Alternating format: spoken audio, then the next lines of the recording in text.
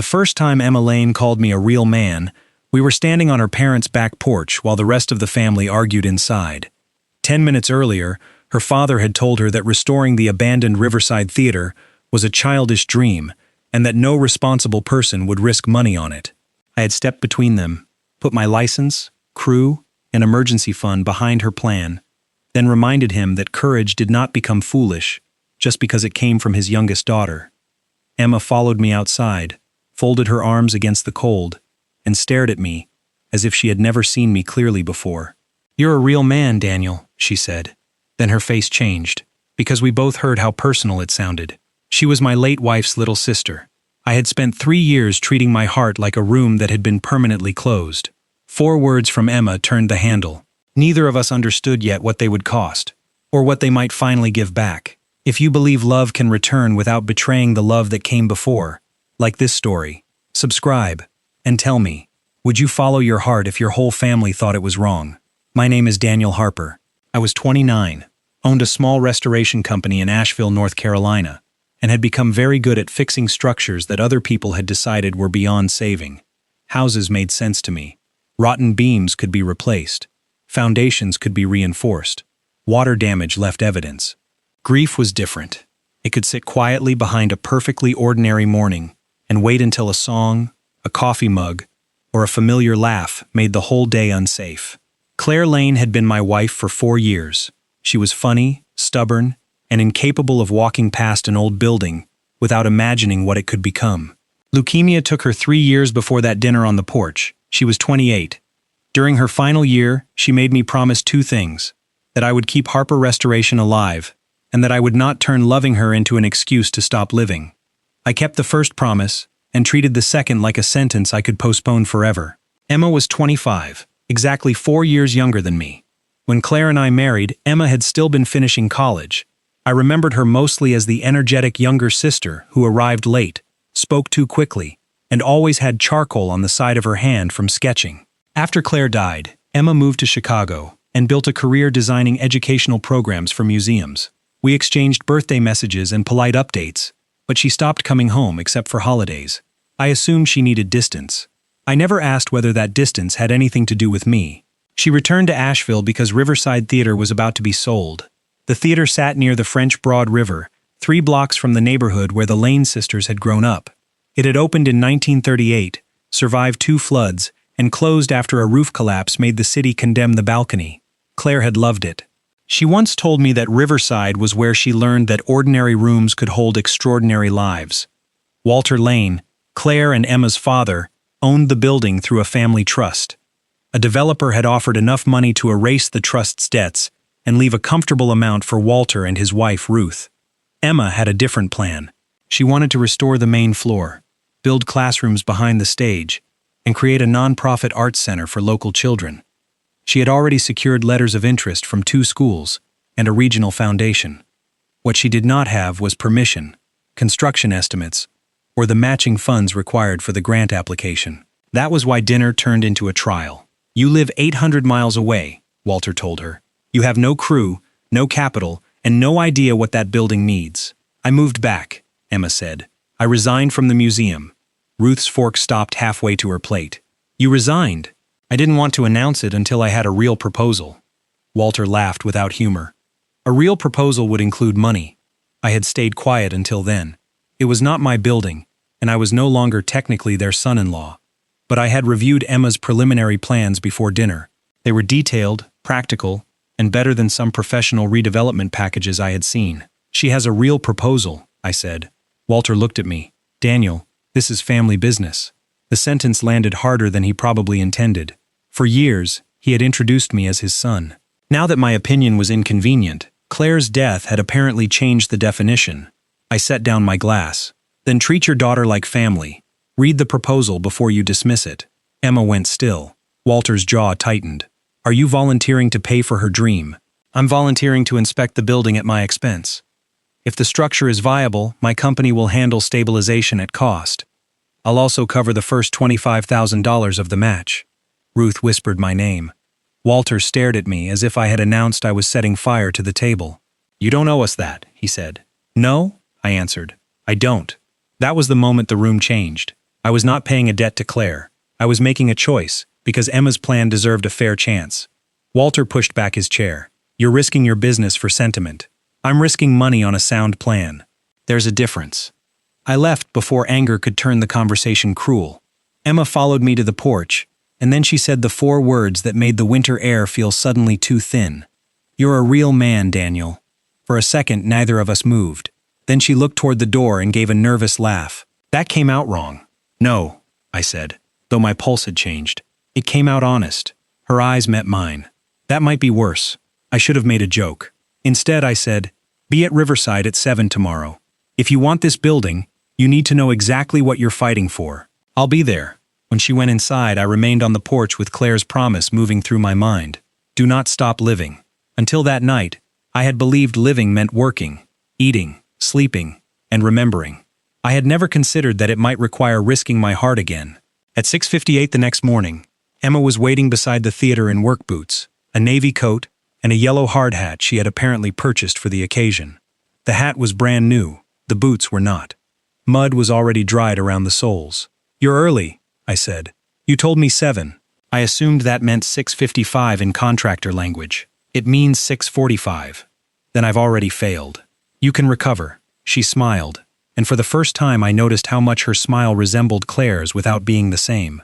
Claire's had always seemed like a challenge. Emma's arrived more carefully, as though she wanted to be certain the room was safe before she let it stay. I unlocked the side entrance and led her through the old lobby. Dust softened every surface. Torn velvet ropes hung between brass posts, and faded gold lettering still marked the ticket windows. Water stains spread across the ceiling like old maps. Emma stopped beneath the cracked chandelier. I used to think this was the most beautiful room in the world. You were 8. I had excellent taste at 8. You wore purple rain boots to Claire's wedding rehearsal. They were practical. It was July. She glanced at me. You remember that? I remember more than people think. The answer quieted both of us. I shifted back to work. The main roof had been repaired after the collapse, but temporary repairs had become permanent through neglect. The masonry walls were mostly sound. The stage framing needed replacement, the electrical system belonged in a museum, and the balcony would have to remain closed during the first phase. It was bad, but it was not hopeless. Emma followed every explanation with questions. Good questions. She photographed damage, marked revisions on her plans, and never pretended to understand something she did not. By 10, she had dust on her cheek and a list of cost reductions that would preserve the building's character without sacrificing safety. At the rear of the stage, we found a section of flooring too soft to trust. I caught her arm before she stepped onto it. Stay behind me. She looked at my hand around her sleeve, then at my face. You say that like an order. It is an order. There's the real man again. The teasing tone should have made it harmless. It did not. I released her arm too quickly. Emma, I know. Her expression sobered. I'm sorry. You don't have to apologize for a sentence. Maybe not. But I should apologize for making you uncomfortable. I crouched beside the damaged boards and tested them with a pry bar. You didn't. That's not convincing. I looked up. You surprised me. She held my gaze for a moment, then nodded. Fair enough. We worked until noon before taking sandwiches to the front steps. The winter sun had warmed the brick enough that sitting outside was almost comfortable. Cars moved along the river road below us. Emma unwrapped her lunch and stared at the theater marquee. Claire wanted to get married here, she said. I know. The city wouldn't approve it. She complained for months. She complained during the wedding. Emma laughed. The sound faded slowly. I didn't come home enough after she got sick. That isn't true. It is. I came for the big things. Treatments. Birthdays. The week she came home from the hospital. But I kept returning to Chicago because I told myself work mattered, and she wanted me to keep living normally. She did want that. She also wanted me here. I knew the trap grief created. The belief that if you replayed the past often enough, you might find the exact moment where love should have made you wiser. You were 22, I said. There was no correct way to watch your sister die. Emma looked down at her sandwich. You stayed. I was her husband. You stayed even when she was angry. Even when she pushed you away. Even when she said things she didn't mean because she was scared. Emma's voice tightened. I left the room whenever it got too hard. You came back. Not fast enough. There it was. The reason she had kept her distance. Not indifference. Shame. I leaned my forearms on my knees. Claire never counted the hours you were gone. She counted the times you returned. Emma blinked hard and looked toward the road. Did she tell you that? No. I learned it because she counted mine the same way. Her shoulders lowered. The change was small, but I saw it. Why didn't you ever tell me? She asked. Because you never asked. And because I thought leaving you alone was kindness. It wasn't. The words were not accusing. That made them worse. I nodded. I know that now. She folded the sandwich wrapper into a neat square. I didn't only stay away because of Claire. I waited. Emma looked at the building instead of me. After the funeral, everyone kept telling me to take care of you. Mom, Dad, Aunt Linda, even people from church. They spoke like you had become another thing Claire left behind. I'm sorry. I was angry. Not at you. At them. You were grieving, and somehow they made your grief my responsibility. Then I felt guilty for being angry, so I left before I said something unforgivable. You were not responsible for me. I know that now. You weren't responsible then either. She finally looked at me. Do you know why I came back? For the theater. That's part of it. I came back because I was tired of building programs in places where I felt temporary. I want one thing that belongs to the life I actually chose. The sentence changed the project for me. Riverside was not a memorial to Claire. It was Emma's claim on her own future. I stood and offered her my hand. Then let's find out whether the building wants to cooperate. She took it. Her fingers were cold, her grip firm. The theater did not cooperate. By 3 we found termite damage in the west wall and a burst pipe under the dressing rooms. The repairs would add at least $60,000. Emma stared at my estimate without speaking. I can revise the phases, she said at last. You'll have to cut something. The rehearsal studio. That's the core of your school partnership. Then the upstairs offices. You need code-compliant access before using them. Her frustration sharpened. I'm not selling. I didn't say you should. Everyone else will. I'm not everyone else. She turned toward me. Dust floated between us in a shaft of light from the broken roof vent. No, she said softly. You really aren't. That was the second time her admiration unsettled me. The first had opened a door. The second made me realize I had not closed it. Over the next 3 weeks, Riverside became the center of both our lives. My crew began emergency stabilization, while Emma worked from a folding table in the lobby, surrounded by grant forms, school letters, and coffee cups she forgot to finish. She convinced a local lumber company to donate framing material, persuaded a retired lighting designer to advise us for free, and organized a volunteer cleanup day that drew more than 80 people. She was not simply enthusiastic. She was relentless. I watched her speak to teachers about after-school transportation, to parents about safety, and to city officials about preserving public access. Whenever someone treated her like a hopeful amateur, she answered with numbers until their expressions changed. The more I saw, the less I understood why Walter had dismissed her so easily. One afternoon, I found her on stage practicing the presentation she would give to the foundation board. The Riverside Center will serve approximately 400 students during its first year, she said to the empty seats. Its purpose is not to create professional artists. Its purpose is to give young people a place where imagination is treated as a useful skill rather than a distraction. I leaned against the back wall. That last sentence is strong. She jumped. How long have you been there? Long enough to know you say approximately when you're nervous. I do not. You said it 4 times. That's because the numbers are approximate. You also pulled your left sleeve over your hand. She looked down. Her left hand had disappeared inside the cuff. You notice too much, she said. It's my job. You restore buildings. You don't study people. Buildings tell you what's wrong if you pay attention. People do too. She stepped down from the stage. And what am I telling you? The question held more than one meaning. I could have answered with the safe truth, that she was tired, worried, and carrying too much alone. Instead, I said, you want this so badly that you're already preparing to blame yourself if it fails. Her mouth parted, then closed. Was I wrong? No. She folded her arms. That doesn't mean I appreciate it. Good. Anger is more useful than panic. I'm not panicking. You reorganized the same stack of applications twice. Maybe your stack needed discipline. I laughed before I could stop myself. Emma stared at me. What? I asked.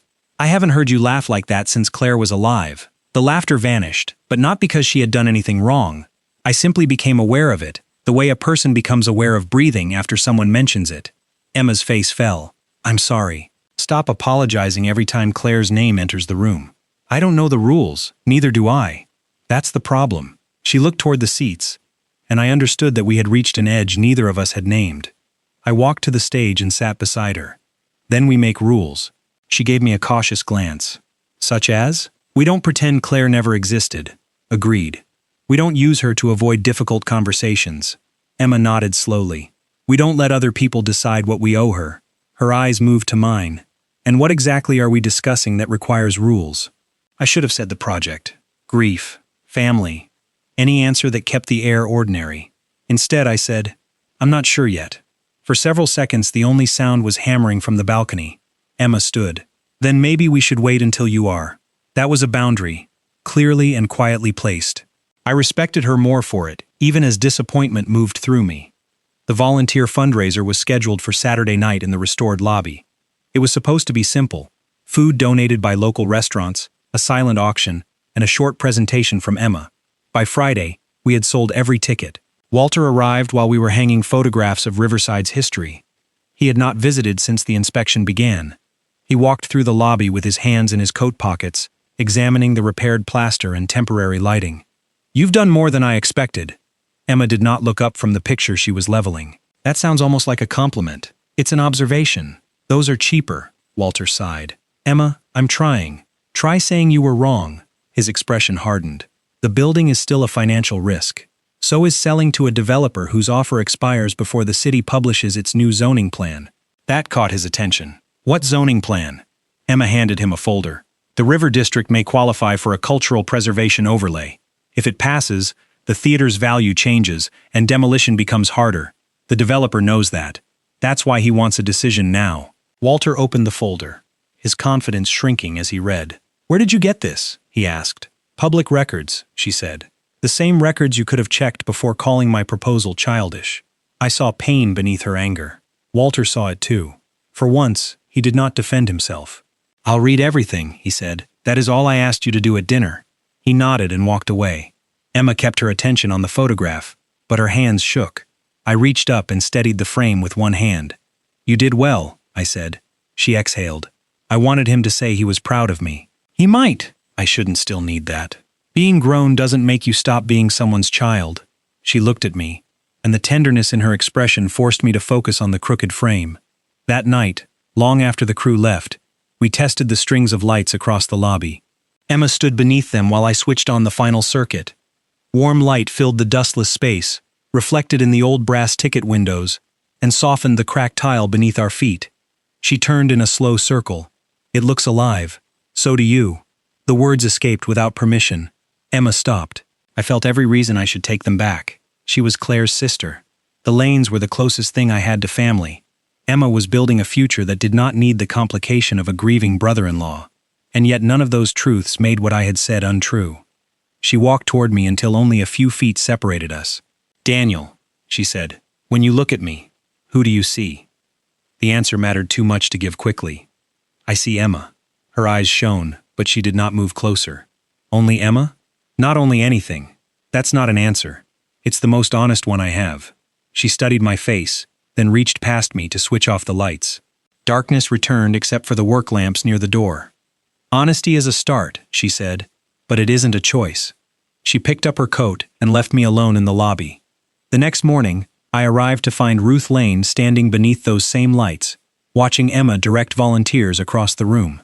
Ruth waited until her daughter walked away before speaking. You need to be careful, she told me.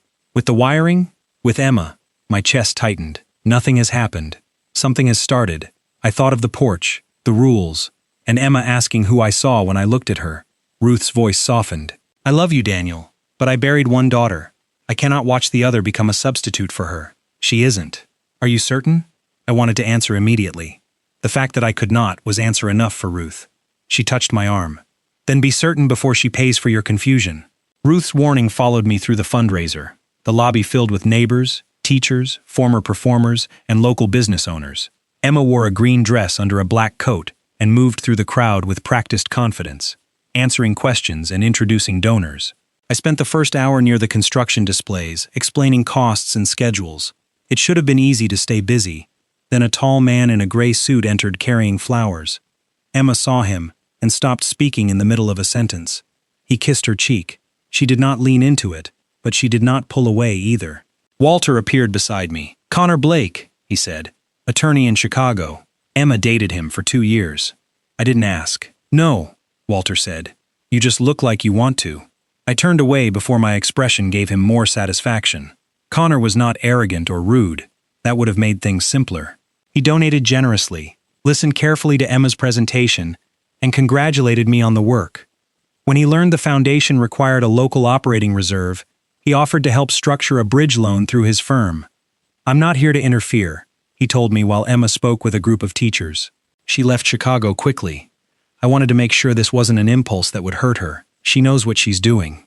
I agree. He studied me for a moment. She said you were the first person here who treated the plan seriously. That's because it is serious. Yes. His gaze moved toward Emma. So is she. There was no challenge in his voice, only knowledge. He knew her history. He knew the life she had left behind. I knew which stage boards needed replacing and how she took her coffee. For the first time, I wondered whether noticing a person's habits gave me any right to imagine a future with her. Emma raised more than $40,000 that night. When the final total appeared on the projection screen, the room erupted. She looked across the crowd until she found me. Pride and relief lit her face. I started toward her. Then I saw Ruth watching us. I stopped. It was a small act of fear, but Emma saw it. Her smile faded before she turned to accept Walter's awkward embrace. After the guests left, Connor offered to drive her home. She declined and remained to help clean. I kept my distance until we were alone near the ticket windows. You disappeared tonight, she said. I was working. You were 10 feet away. The fundraiser went well. That isn't what I'm talking about. I stacked empty glasses into a crate. Connor seems decent. He is. Do you want to go back to Chicago? Her eyes narrowed. Is that what you want? I want you to make the best choice for your life. Careful. That almost sounds noble. Emma? No. You don't get to look at me the way you did last night and then speak like my career counselor. I set down the crate. Your mother believes I'm confusing you with Claire. My mother is grieving. She might also be right. Emma's face lost color. When you told me you saw Emma, were you lying? No. Then what are you confused about? What it means. What it does to your family. What happens if I realize too late that I'm trying to rebuild something that cannot be rebuilt? I am not a building. I know. I am not Claire. I know that too. Then stop talking as if caring about me is an accident you need to inspect for damage. Her words struck because they were accurate. I had spent 3 years trusting nothing I could not measure. Emma was asking for a truth without guarantees. I can't promise you I'm ready, I said. She lifted her chin, but pain was visible in her eyes. I didn't ask for a promise. I asked you not to hide behind my sister. She walked toward the exit. Emma, she turned. I wanted to tell her to stay. I wanted to cross the room, take her hand, and accept whatever came after. Instead, Ruth's warning rose again. Be certain before she pays for your confusion. I'm sorry, I said. Emma gave one short nod. So am I. For the next week, we communicated almost entirely through construction lists. She arrived early, worked with volunteers, and left before my crew packed up. She remained polite. That was worse than anger. The foundation inspection was scheduled for Friday. On Thursday afternoon, a city engineer discovered that the rear masonry wall had shifted farther than our original survey showed. The repair would require steel reinforcement and at least another $20,000. More importantly, the work could delay occupancy beyond the foundation's deadline. Emma listened to the engineer, asked precise questions, and thanked him. Once he left, she stood alone on stage with her back to me. We can reinforce it, I said. Can we finish in 6 weeks? With a second crew, which we can't afford. I'll move people from my other projects. No, it's possible. Your company has already donated hundreds of hours. My company is my decision. She turned. That sentence is exactly why I have to say no. Because you're angry with me? Because I won't let you destroy the business Claire asked you to protect in order to rescue my dream. It isn't rescue. It's an investment. Then show me the return. The center opens. That's my return. What is yours? I had no answer that sounded professional. Emma's expression softened with sadness. That's what I thought. She walked to her folding table and removed a letter from her bag. Connor's firm offered me my old position back, with a promotion. I have until Monday. The theater seemed to become quiet. Are you taking it? I don't know. What happens to Riverside? I'll finish the grant application. If it's approved, the board can hire a director. You are the director. I wanted to be. The past tense frightened me. I stepped toward her. Don't leave because of me. I'm considering leaving because I built my future around people who still see me as Claire's little sister. Her voice remained calm, but her fingers tightened around the letter. Dad saw a child. Mom saw a replacement waiting to happen. You saw someone worth defending until seeing me became dangerous. That isn't fair. No, it isn't. She put the letter away. I need to know I can build a life that belongs to me, even if you never choose to be part of it. Then she went back to revising the construction budget. That night I sat alone in my workshop with Claire's old cedar box on the bench in front of me. It contained photographs, hospital bracelets, cards, and the letter she had written for me during her final week. I had read it only once. Daniel, she had written, grief will try to convince you that loyalty means standing still. It doesn't. Love is not a grave you climb into beside me. It is the courage I hope you carry when I cannot carry it with you. I had remembered the promise, but I had forgotten those exact words. I read the letter twice, then placed it back in the box. Claire had never asked me to preserve loneliness. Ruth had not asked that either. The prison was mine, built from fear and disguised as devotion. The next morning, before the foundation inspectors arrived, I found Emma measuring the damaged rear wall. I need to tell you something, I said. She did not lower the tape measure. Is it about the repair? No. Then it can wait. I've waited 3 years. That made her look at me. I stepped closer, stopping far enough away that the choice to close the distance would remain hers. I am not afraid that you are Claire, I said. I'm afraid that loving you would prove I survived her. Emma's eyes filled, but she said nothing. I thought surviving meant she mattered less, so every time I felt happy, I made it smaller. Every time I wanted something, I turned it into work. And when I started wanting you, I called it confusion, because confusion felt more honorable than hope. Her breath caught. I'm not asking you to stay, I continued. Not yet. You deserve a choice that isn't made under pressure. But I need you to know that when I look at you, I see the woman who walked away from a secure career to build something she believes children deserve. I see someone who challenges me, notices when I hide, and refuses to accept protection as a substitute for respect. I see Emma, and I am falling in love with her. The tape measure slipped from her fingers and snapped closed. For one heartbeat, I thought she might come to me. Instead, she wiped her cheek and said, "Thank you for finally telling the truth." Then the foundation board entered through the lobby doors, and we had no choice but to begin the inspection. The inspection lasted 4 hours. The board members tested every assumption in Emma's plan. They questioned the revised schedule, the operating budget, the school partnerships, and the cost of reinforcing the rear wall. Emma answered without looking at me for help. When the structural issue came up, I presented a new solution I had developed before dawn. My company would not donate another crew. Instead, Riverside would become a paying client under a deferred contract, with repayment beginning only after the center opened and grant funds were released. 2 subcontractors had agreed to the same terms because the fundraiser proved community support. It was not charity. It was risk shared by people who believed the project could succeed. The board chair closed her folder. Ms. Lane, your proposal has changed substantially since the first application. It had to, Emma said. The building told us what it needed. I almost smiled at hearing my own language in her answer. And if the grant is not approved? Emma glanced around the theater. Then I will keep building the partnership, raise the money in smaller pieces, and reopen one safe room at a time. Riverside is not valuable because a foundation approves it. Approval would simply help us serve people sooner. The chair nodded. We will give you our decision Monday. After they left, Emma stood beneath the stage lights, exhausted but steady. You changed the contract, she said. I changed the way I was helping. You were right. You needed a partner, not a rescuer. She crossed the stage slowly. And the other projects? Protected. My employees approved the schedule before I offered it. You asked them. I'm learning. She stopped in front of me. You said you were falling in love with me. I am. And you said you weren't asking me to stay. I'm not. I want you to stay because Riverside is your choice. I want you to choose me because I'm yours. Her eyes held mine. That is an inconveniently good answer. I had 3 years to prepare it. She laughed through the tears still gathered in her eyes. Then she placed one hand against my chest. I loved my sister, she said. I will always love her. But I will not spend my life apologizing because my heart kept moving. Neither will I. I'm still angry with you. I deserve that. And I have not decided about Chicago. You should decide. She searched my face, as if checking for pressure. Whatever she found made her step closer. When I called you a real man, she said, I wasn't praising the money or the way you stood up to Dad.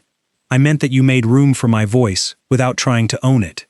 Then you immediately became terrified and stopped doing exactly that. That sounds like me. It does. I covered her hand with mine. May I kiss you? Her answer was a quiet, certain yes.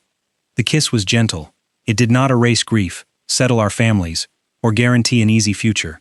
It made truth physical. When we separated, Emma rested her forehead briefly against mine. That was not confusion, she whispered. No. Good. Monday arrived with rain and 3 separate decisions. The foundation approved the grant, conditional on the city's final occupancy plan. Walter signed the trust agreement preserving Riverside as a non-profit property for at least 20 years. Then Emma declined the Chicago position and accepted the role of executive director, not because I had asked, but because the project had become the life she wanted.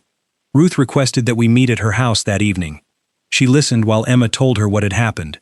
Her face moved through worry, pain, and resignation before settling into something gentler. I was afraid, Ruth admitted. Not that you would replace Claire. That happiness would make everyone stop saying her name. Emma took her mother's hand. Then we keep saying it. I nodded. Loving Emma does not remove Claire from my life. Ruth looked at me for a long moment. And loving Claire cannot be the reason you refuse Emma a place in it. No, I said. It can't. Walter cleared his throat. I owe my daughter an apology. Emma raised an eyebrow. Which daughter? The one standing here. He looked directly at her. I treated certainty like proof, and your hope like immaturity. You did the work I refused to see. I was wrong. Emma did not rush to comfort him. Thank you for saying it. That was enough for the evening. Healing, I learned, rarely arrived as one dramatic forgiveness. More often, it appeared as a truthful sentence that people chose not to run from. 8 months later, Riverside opened its doors. The balcony stayed closed, but the main floor held classrooms, a performance space, and a children's workshop. Emma's office occupied the old ticket booth because she said directors should never be too far from the entrance. On opening night, she stood on stage before a full room and thanked the teachers, donors, volunteers, tradespeople, and family members who had carried the project. She mentioned Claire once, not as the reason Riverside existed, but as one of the people who had taught her to imagine it. Then she looked at me. And Daniel Harper, she said, who reminded me that a strong foundation is not the same thing as a cage. After the applause, I found her alone on the back porch we had added outside the dressing rooms. String lights glowed above the river, almost like the lights from our first fundraiser. She leaned against the railing. Do you remember what I said on my parents' porch? Every word. I had no idea what I was starting. You started an inspection, a family crisis, a deferred construction loan, and several months of emotional inconvenience. She smiled. Anything else? I took a small brass key from my pocket. It opened the apartment above my workshop, where we had decided to live after our wedding the following spring. I placed it in her palm. You started my life again. Emma closed her fingers around the key. No, Daniel. You did that. Then what did you start? She rose onto her toes and kissed my cheek. Us. For years, I believed being a real man meant enduring loss without asking anyone to witness the damage. Emma taught me something better. Strength was not standing alone in a room I had locked. It was opening the door, telling the truth, and trusting another person to enter as herself. If this story stayed with you, remember this. Moving forward does not erase the people you loved before. Sometimes it honors them by proving their love taught you how to live. Like, subscribe, and share what courage and love means to you.